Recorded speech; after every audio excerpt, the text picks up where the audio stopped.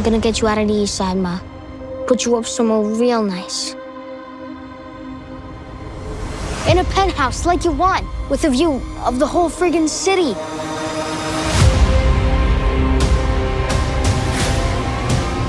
Colin sent me The Ballad of Reading Jael by Oscar Wilde, and in it, one of the quotes is a greater little thing, and it's about how each man destroys the thing he loves.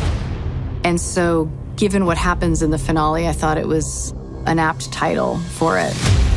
The top of episode 8 is Frances's entree, and we finally see some of Frances's backstory and the fact that she knew what Oswald did to her sons the whole time.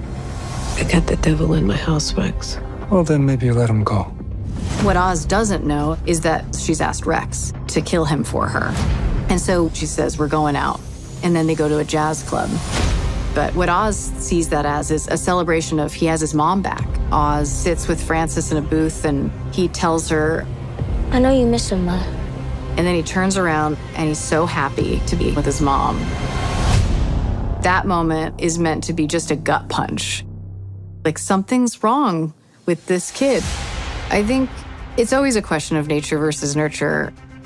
I know Frances has shaped him, but I also know Oz shaped Frances too. She made a choice when she chose to keep him alive, and so she made a deal with the devil. So there was a darkening by Frances because of Oz as well. Don't give up on me.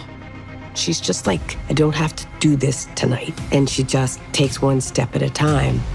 And then we find them in this knot all those years later.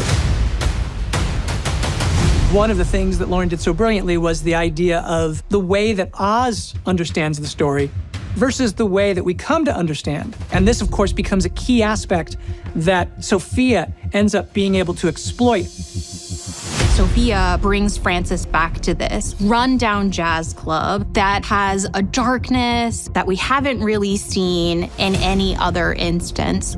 It's decayed and the chandelier's fallen from the Riddler's bombs from the shaking. It's almost like an earthquake hit it. I pitched Lauren the theme of the jungle. Gotham is like a jungle. It's a dangerous place. And I felt that the club could play with that theme, but in a fanciful way. So it's a very evocative place. Sophia has this very sophisticated group therapy session where all he has to do is this one thing and he doesn't have the cojones to do it. Just say it, tell her. It's just your disease talking, Ma. I hate you. I hate you for what you did. I never stopped hating you. All these years, the sound has never come out. That's like, my babies are dead sound. I shouldn't let Rex kill you when I had the chance. Colin and Dietro are both such beasts, and what they had to do and say to each other, it's like this ultimate unmasking. But that Sophia is witnessing him hearing things from his mother that he can never unhear. You're the goddamn devil. Is enormously satisfying. There's nothing better. Up until it all sort of goes haywire.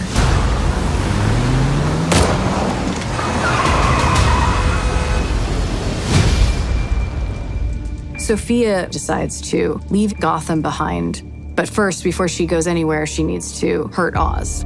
It all seems great until everything goes to hell. In thinking about where that scene should be, we ended up landing on the idea of an airport because it was so great to see Sophia almost get away with it. I have always said this show is a tragedy, and so that's where you really start to feel it. What we wanted to do is Oz drive her towards the water under a bridge. It's the Elliott Bridge that's very emblematic of our class disparity in Gotham. I always knew Sophia would end up back in Arkham and that there would be a final Oz and Sophia showdown. This is a show about Oz. It's called The Penguin. And you know in some form he's going to rise above in some way. It is a fate worse than death for her to go back to that place. He really turns the tables, and there is no worse thing to happen to her. Oz wants to hurt her in the way that she has hurt him, and in his mind, once you mess with his mom, there's no going back. He's going to make sure Sophia's punished.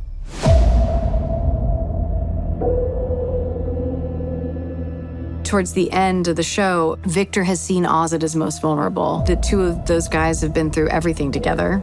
Someone seeing his vulnerability feels like a weakness. And in Oz's opinion, he cannot achieve what he needs to achieve if he has those weaknesses around. For him to be betrayed by the person that he considers family now, after we have finally done this thing, we got to the top of the game. It made me, reading the scripts, go, wow, this guy's worse than I thought. It wasn't for nothing. The fact that he goes to such extremes because he's so broken, that's the tragedy of the story. It's Oz really in that moment when he kills Victor, killing his own heart and becoming a monster. Oz at the end of this show, he's not the Oz we left in the movie. He's progressed in his criminality. For me, it was always Oz and his mother. Oz needs his mother's love. He will get to the top, but he will not have his mother's love. She ends up in a state she never wanted to be in, that he knew she never wanted to be in, but he cannot let go of her. The story's about having to fully stare into what that desire actually gets you, which is less than nothing. It all plays out through this transactional relationship where he's getting people to play the roles in the story the way he needs them to be, and you realize just how broken he is. And Eve is an incredibly key aspect to that. Eve and Oz have a very transactional relationship, but I think they understand each other. They're both survivors. She is in this ultimate role play for him. She's really taking on the energy of his mother, literally taking on the wardrobe, the look. In another situation, it would have been a romantic moment, but in this series, it's a very dark moment.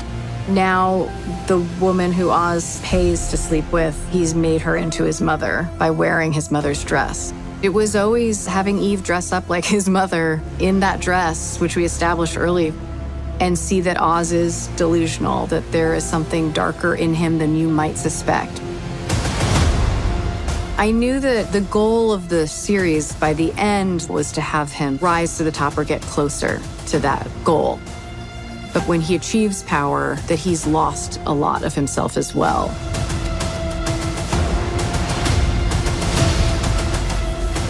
I've always sought to make it feel operatic in ways, to have it feel very tragic in the end. So even when Oz succeeds and even when Oz gets everything he wants, I wanted it to feel tragic. He created his own delusion in that way. It's a very twisted way to end.